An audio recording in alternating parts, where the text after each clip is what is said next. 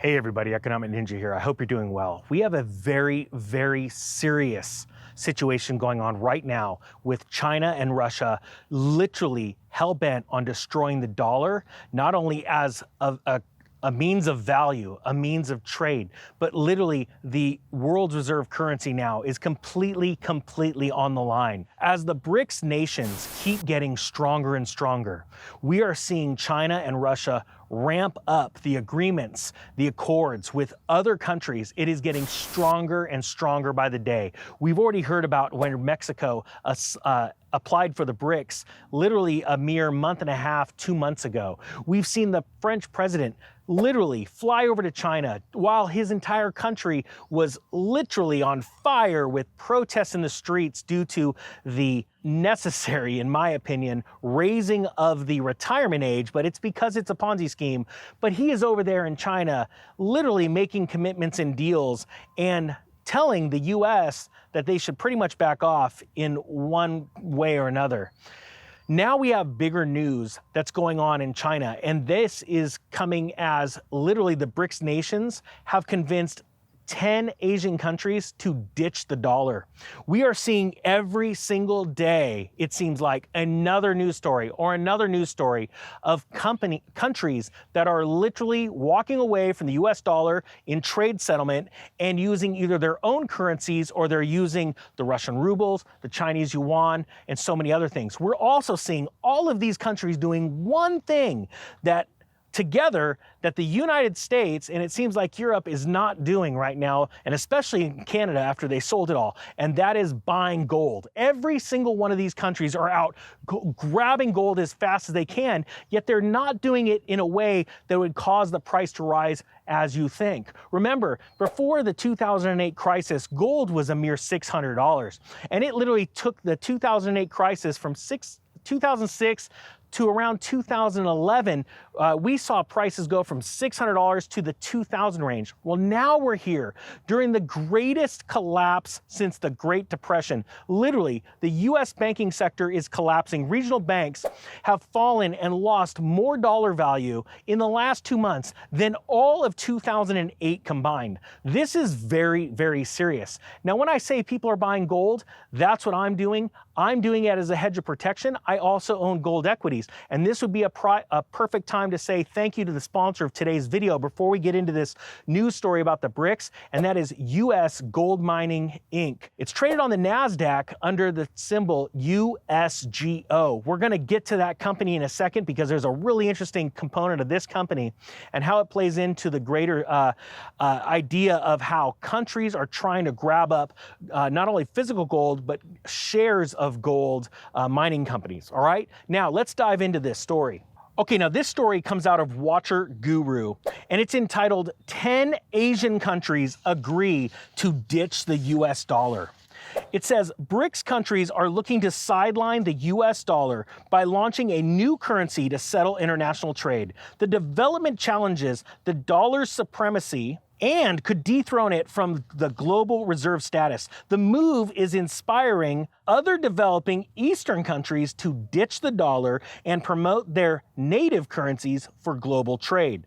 If the momentum continues, many more Eastern nations could join hands and end reliance on the US dollar completely. This is very, very important information, and I want people to understand that. And the reason why is because as you start to see one more country, two more countries, three more countries, at a certain point you're going, when is the bleeding going to stop? Or is this much bigger of a problem than we ever thought? The more and more countries that join BRICS, the worse this is going to get. And the point is that most of the population of the United States is still under the delusion that this is going to be fine. Like de-dollarization. Even Dave Ramsey is on record just recently saying that he doesn't completely agree with it and he thinks it's pretty much fake news. Number one, Zach, you're spending too much time on the internet, first and foremost, okay? Because you've gotten into the conspiracy theory blanks here. But they're tiny but little countries. And so when you put them all together, they don't have the muscle to take down the dollar. They just don't. Mathematically, it's arithmetic. You know, you can't, they just don't have it. So it's not going to take down The dollar's not going to be worth anything, and I don't know how to invest because it's going to collapse because freaking Brazil. Brazil? Seriously?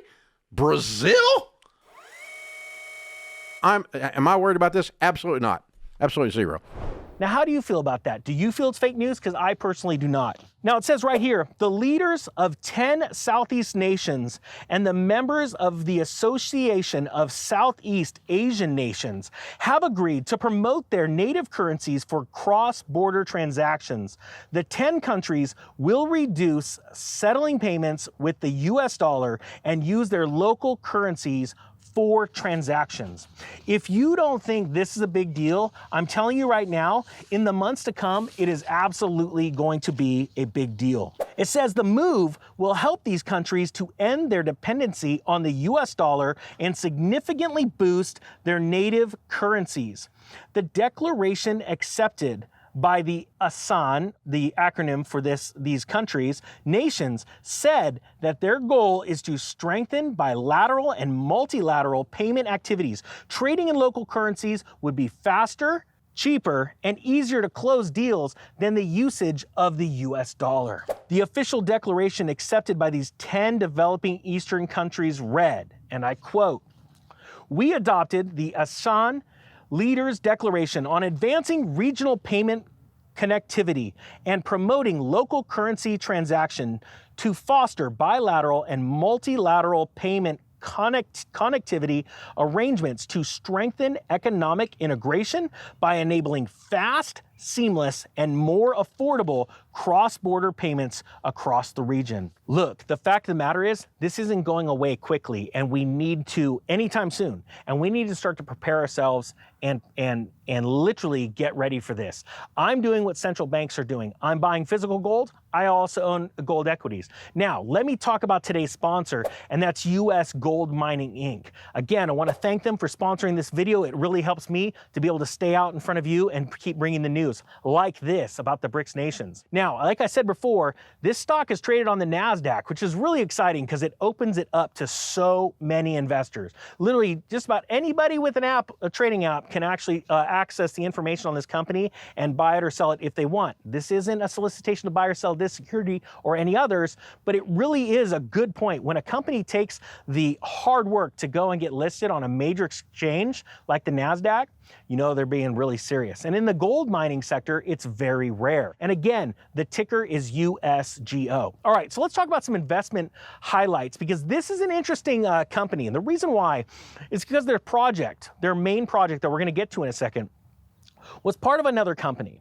And it was such a great property that the CEOs of the company that owned it at first said, you know what?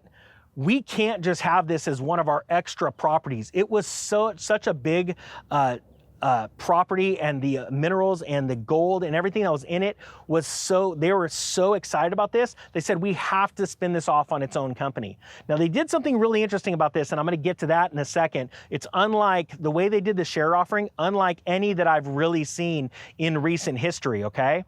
But the company, US Gold Mining Inc., on a couple things, has a significant gold and copper project located in Alaska. It's an emerging mining district with significant exploration potential, and board and management, also the shareholders, have a track record of accessing capital, okay? So that's really good. So you may have heard of Amir Anani before. He has been instrumental in starting many large mining companies, including Gold Mining Inc. and Uranium Energy Corp. He has a lot of, to say vast experience in starting companies, publicly traded companies, and watching them go big is an understatement. So he took this company and he started it. Why? Because the project was so big and it had so much potential that they really wanted to bring it out into the world stage. Now, here we go. Creation of Gold Mining Inc. was to advance and unlock the value of the 100% owned Whistler project. That's right, 100% owned.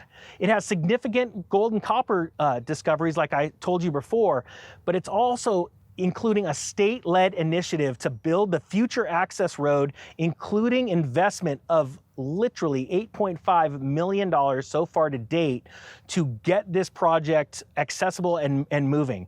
But it's even more accessible than you think. It's fully permitted for exploration, And the State Roads to Resources program unlocks that potential in this Alaskan range. All right, so now let's talk about the Whistler project.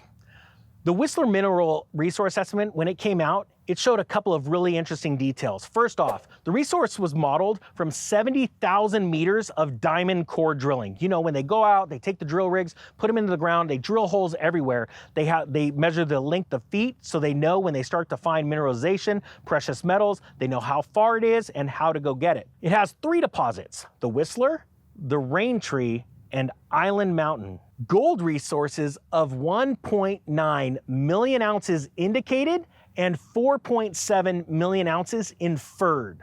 Copper resources of 422 million pounds indicated and 711 million pounds inferred. Exploration upside at multiple targets. Now, something else that I really like to see before we get to the last thing, which I think is the most important, ownership and capitalization summary.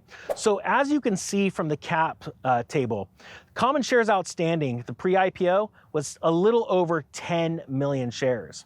The executive officers and directors held approximately a little over 6%, and Gold Mining Inc. literally held 93%. Now, the percentage of ownership was based upon 10,135,000,000 shares of common shares, and that was outstanding as of April 19th of 2023. This is a new company. Now here, I'm saving the best for last because this is very interesting. This is different. Like I said before, it's not every day that a mining company lists on the NASDAQ. Why? It's a lot harder. It's a lot more work. It's so much easier to go OTC, start with the pink sheets, get onto OTC, and start upgrading, right? It's also a lot easier to start in Canada. You start on the TSX and you move into other exchanges. Now, with that being said, Gold Mining Inc. did something different. Not only did they list around the NASDAQ, and this is pure speculation on my part, but when they did their initial offering price, it opened at $10 per unit, or $10 per share. That's very rare, because normally a company, when they go to raise money, will be raising it pennies, literally pennies, and they'd have a lot more shares outstanding. This company, very different, okay? So now, here is the most important part. I think what we're seeing right now, there's a position, they raised $20 million, right, at $10 a unit. When it went public on the NASDAQ, it opened up around $9 and some change, right? It is since the end of April, or mid to end of April, it has literally gotten up to around the $14, $15 range, all right? Why would a company want to price their shares so high and have so little amount of shares out there? So we've already said that Gold Mining Inc. owns a majority of these shares. So they're not in the game of liquidating these shares, right? There's a very small float. Check this out. I found an article, and it's entitled, "Why Small Caps Should Know About the Russell Rebalance." And I find this very interesting. Now, don't take this verbatim. This part's pure speculation, but it's a very interesting article. It says, at this time of year, there are a lot of discussions about the Russell rebalance, or as the FTSE Russell, the owners of the index family officially call it, the Russell reconstitution. Why does it matter, and why should small cap companies care about it? It says here, at the end of June, the Russell rebalances its U.S. indexes during its annual reconstitution to accurately weigh the 4,000 largest companies in the U.S. stock market by market cap. The reconstitution is typically one of the most highly anticipated and heaviest trading days in the U.S. equity markets. This year, companies that are added to or deleted from or simply remain in one of the Russell 3000 indexes should expect to see higher than normal volumes. Now, check this out, it gets even better. In fact, more than 1/3 of NASDAQ-listed stocks are expected to trade more than their average daily volume in the NASDAQ closing cross on June 26th. And some will trade an entire week's volume on quote-unquote Russell Friday, it's called. This is particularly true for Russell 2000 additions and deletions. Criteria for inclusion in various Russell indexes are summarized, and here we go. This is the last little kicker right here. The minimum market cap to be added to the Russell 2000-3000 is expected to be about 96 million. Let me know how we're sitting down there with the market cap of U.S. Gold Mining Inc.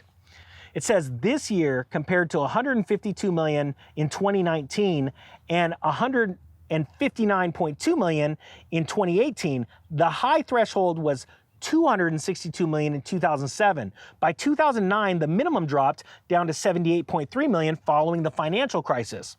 In 2017, Russell added a requirement that a minimum of 5% of the company's voting rights need to be owned by unrestricted shareholders for a company to be added for the first time. Existing companies will be grandfathered until 2022. Couple things that are a little weird here, and I'm just speculating here.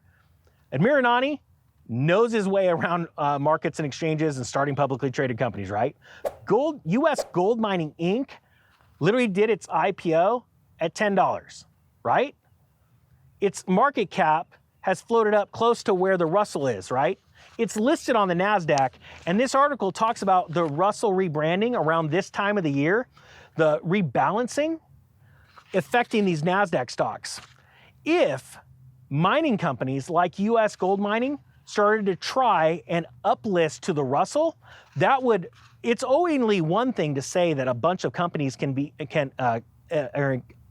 funds and institutions can invest in these stocks that are in the NASDAQ. It's a whole nother thing when they hit the Russell 2000 or the 3000. That makes it an entirely new ballgame. All right, guys, I hope you got something out of this. The BRICS nations are serious and they are going to try and crush the dollar. Start to prepare yourselves. Look at gold as a hedge in inflation. Guys, I'm not a financial advisor. I'm not a financial professional. I'm just a dude with a bro hawk and a dream. All right, guys, that being said, I'm out.